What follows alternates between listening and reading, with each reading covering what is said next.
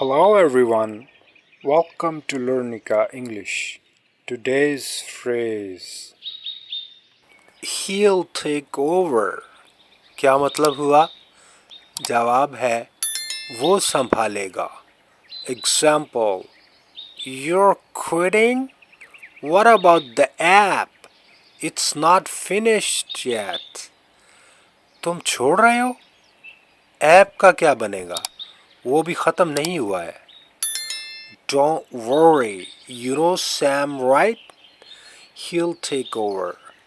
फिकर मत करो, शाम को तो तुम जानते हो ना, वो संभालेगा. 1 point. He'll take over the app for me भी बोला जा सकता है. That's all for today. See you tomorrow. Bye.